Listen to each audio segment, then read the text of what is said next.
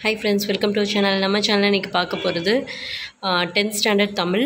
இதில் வந்துட்டு இலக்கணம் ரீடிங் வீடியோ தான் பார்க்க போகிறோம். இயல் 2க்கான ரீடிங் வீடியோ.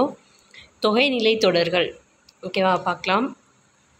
ரீடிங் மட்டும்தான் இருக்கும், வேணுன்றவங்க பாருங்கள். சொற்றொடர். சொற்கள் பல தொடர்ந்து நின்று பொருள் தருவது சொற்றொடர் அல்லது தொடர் எனப்படும். எடுத்துக்காட்டு: நீர் பருகினான், வெண்சங்கு ஊதினான். தொகைநிலை தொடர். பெயர்ச்சொல்லோடு வினைச்சொல்லும் பெயர்ச்சொல்லும் சேரும் தொடரின் இடையில் வேற்றுமை உருபுகளோ வினை பண்பு முதலியவற்றின் உருபுகளோ தொக்கி, அதாவது மறைந்து, 2 அல்லது அதற்கு மேற்பட்ட சொற்கள் ஒரு சொல் போல் நிற்குமானால் அதனை தொகைநிலை தொடர் என்று கூறுவர்.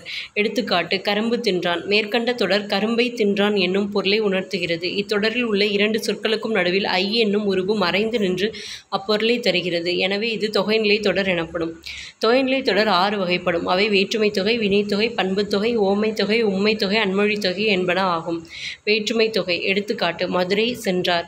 இத்தொடர் மதுரைக்கு சென்றார் என விரிந்து நின்று பொருள் தருகிறது. கொடுக்கப்பட்டுள்ள 2 சொற்களுக்கு இடையில் கூ என்னும் வேற்றுமை உருபு இல்லை. அது தொக்கி நின்று பொருளை உணர்த்துகிறது. இவ்வாறு ஒரு தொடரில் வேற்றுமை உருபுகள் ஐயால், கூ, இன்னது, கண் ஆகியவற்றுள் ஒன்று மறைந்து வந்து பொருள் உணர்த்துவது வேற்றுமை தொகை எனப்படும். உருபும் பயனும் உடன் தொக்க தொகை. எடுத்துக்காட்டு: தேர் பாகன். இத்தொடர் தேரை ஓட்டும் பாகன் என விரிந்து பொருளை உணர்த்துகிறது. கொடுக்கப்பட்டுள்ள தேர், பாகன் என்னும் சொற்களுக்கிடையில் ஐ என்னும் வேற்றுமை உருபும் ஓட்டும் என்னும் பொருளை விளக்கும் பயனும் மறைந்து வந்துள்ளன. இவ்வாறு ஒரு தொடரில் வேற்றுமை உருபும் அதன் பொருளை விளக்கும் பயனும் சேர்ந்து மறைந்து வருவது உருபும் பயனும் உடன் தொக்க தொகை எனப்படும். இதுவும் வேற்றுமை தொகையே ஆகும். தமிழ் தொண்டு. தமிழுக்குச் செய்யும் தொண்டு. 4ஆம் வேற்றுமை உருபும் பயனும் உடன் தொக்க தொகை.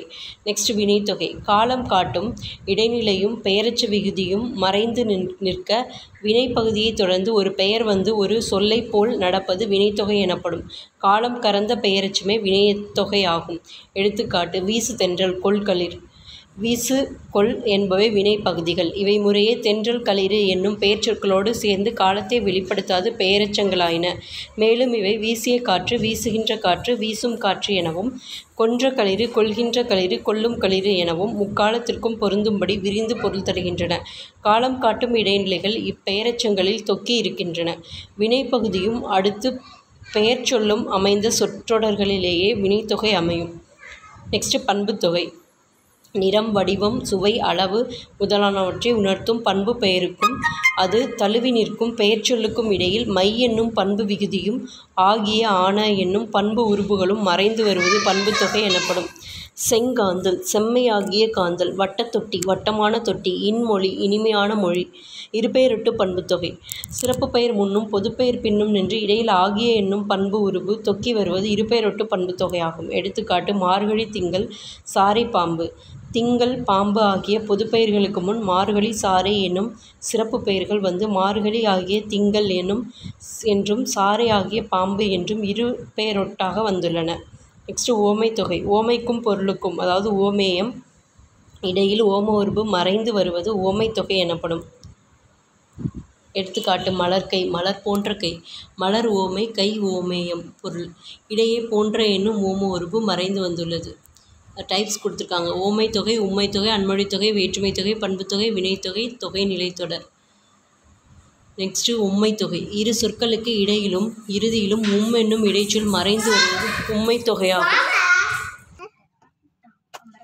உம்மைத்தொகை. 2 சொற்களுக்கு இடையிலும் இறுதியிலும் என்னும் இடைச்சொல் மறைந்து வருவது உம்மைத்தொகையாகும். உம்மைத்தொகை எண்ணல், எடுத்தல், முகத்தல், நீட்டல் எனும் 4 அளவு பொருள்களை தொடர்ந்து வரும். எடுத்துக்காட்டு: அண்ணன், தம்பி, தாய், சேய்.